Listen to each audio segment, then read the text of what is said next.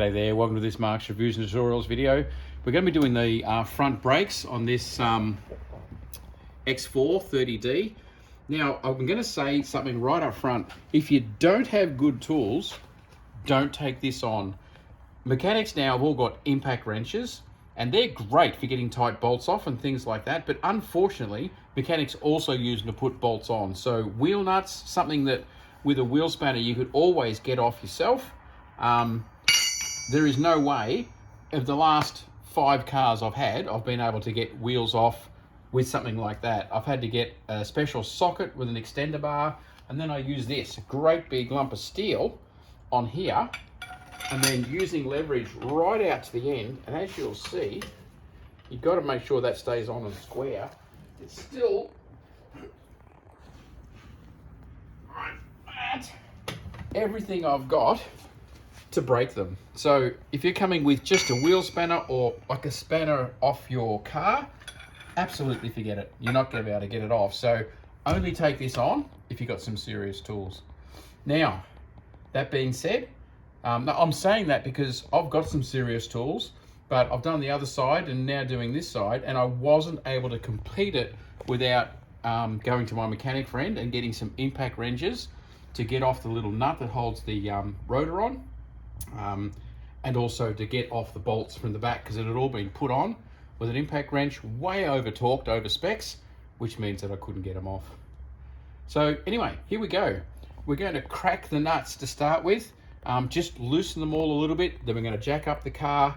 Now it is just to loosen, then we're going to jack up the car, get the wheel off. Okay, so I've got them all with that breaker bar, with the great big huge bar, and seriously, everything I've got pushing on that at full leverage is what it took to get it off, and that is just what it is now. If you don't have something like that or a ratchet gun, there's a chance that you're going to be stibbled right at the start trying to get your wheels off. So that's done. Now what you do, in order to get that much tension on, you've got to have the tire still touching the ground so it doesn't spin. And now we jack it up so it takes some weight off it, and then get them all just a bit loose, and then jack it up so it's actually off the ground just a little bit, because these wheels and tires are heavy. So just jack it up so that it just clears the ground.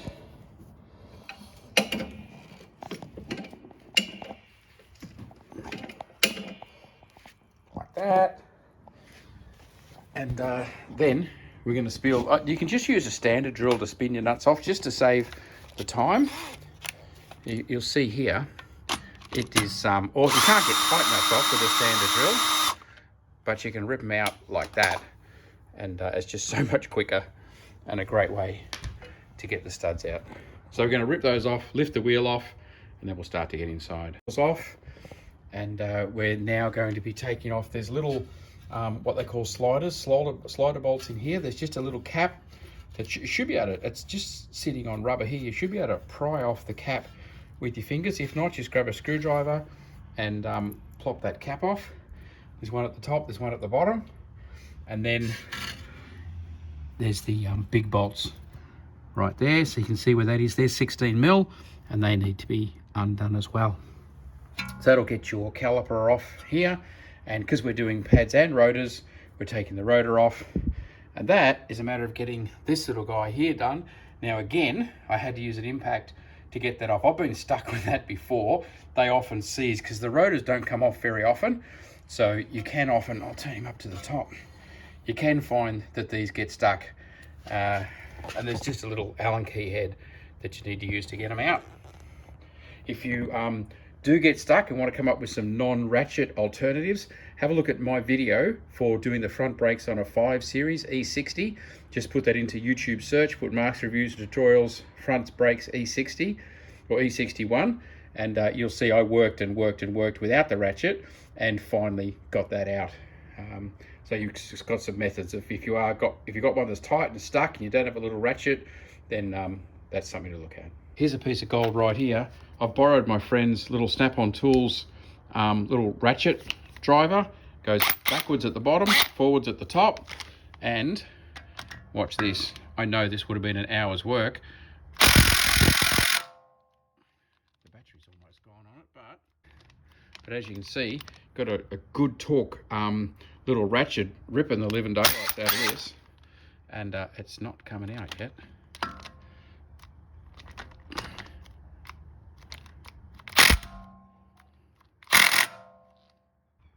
What I had to do with the last one was actually soak it with WD-40. So again, I'm going to put some penetrine in there and let it have some time, because it's, again, super duper tight. But with a 3/4 drive socket, I couldn't get it off with the ratchet, but I could get it off with a long handled socket driver. So that's your secret, because that was needed for the ratchet and it was needed for the socket. So get one of these. I'll put a link in the description through to a set of these, but a 6mm hex is what you need. Goodness me, the last 3 times I've had brakes, I've had such a nightmare getting those screws off. So definitely get yourself one of those before you attempt it. As I said, I'll put a link in the description to this and some other tools. 16mm bolts on the back. I'm trying to use simple tools. That is a 16mm ring spanner, which goes on, and then I've given it a bang with a hammer, because I said they've been put on with an impact wrench. They're super tight, and I got that one. The other side is actually harder, because you've got to hit up. You sort of run out of room with all of the works here, but when you can hit down, it's a little bit easier for getting that on. But obviously a socket, and there is in the X3, X4, there's a lot of room. You can get a lot of leverage. If you've got a socket with a long handle, you can get the leverage that you need to loosen this off. Okay, so we've got those 2 bolts out. These ones didn't seem as bad as the other side, and we've spun them right out. And probably what we should have done first is take these sliders out. So I'll take those out now before I remove it. We'll pop those caps off and use the Allen key to screw those out. Okay, so these are really easy. You can actually just rip them off with brute force, but as you can see, just give them a push with a screwdriver and they'll pop off. It's jammed in there so you can see it. And then this is the Allen key.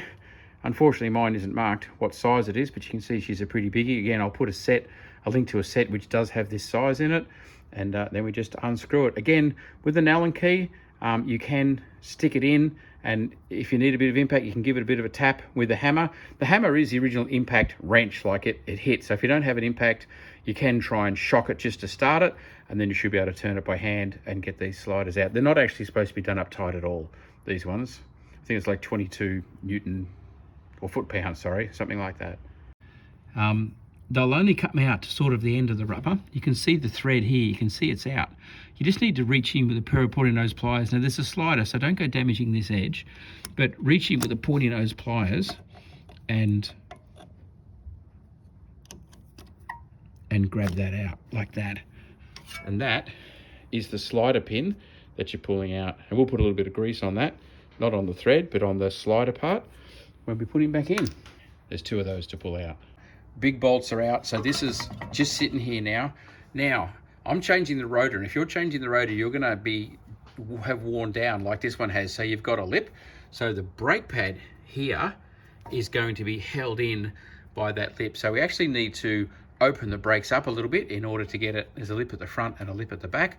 So we've got to open these up. Now, if you're replacing the rotor and the pad, you don't have to care about damaging your brake pad. So you can actually just get something down there and lever it apart. Now you're pushing the piston back, so just do it slow. Lever from the back, get on the top edge of the brake pad and pull it back.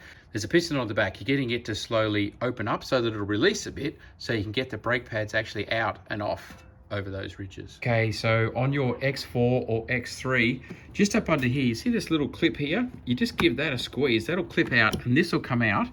Just lift that rubber out of the way. Well, that's not really attached. That whole plate will come out and pull forward. Now, there are some in Australia here on the wipers are on this side, so you do have to just lift those out of the way.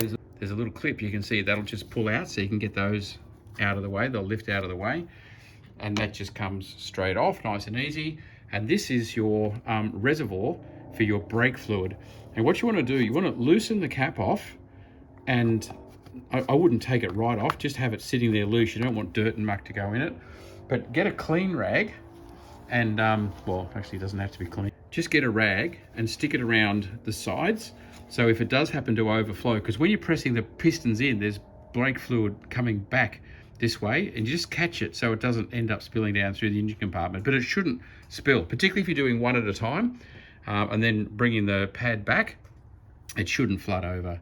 So, but loosen that off so you can press the piston back and the fluid can come back into there. So if you're doing rotors and pads, as I said, I've just managed to lever that back, and that is now able to come off. Now you want to lift that up because you've got sensor cables and all sorts on it, and just stick up on the top here, up even onto this guard. Don't leave it hanging down on the brake line and the sensor cables, because that's too much stress. So lift it up there, and now you can access your pads, put your new ones in. This side pad here is just, he'll come straight out like that.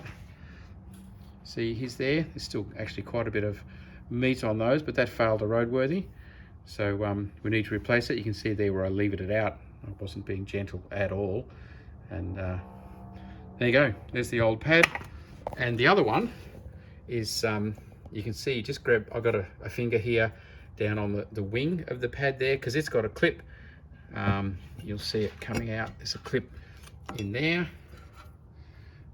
As a matter of fact, we can take this off and then take the whole assembly there like that. See, that'll all come off that arm. Put that back together at the end. That clip comes off. Doesn't want to come off. There we go. So those two come off, and then the pad here just clips out, and there's the clip. And oh, it's got a sensor wire in it. I'll tip it up and I'll show you the sensor wire.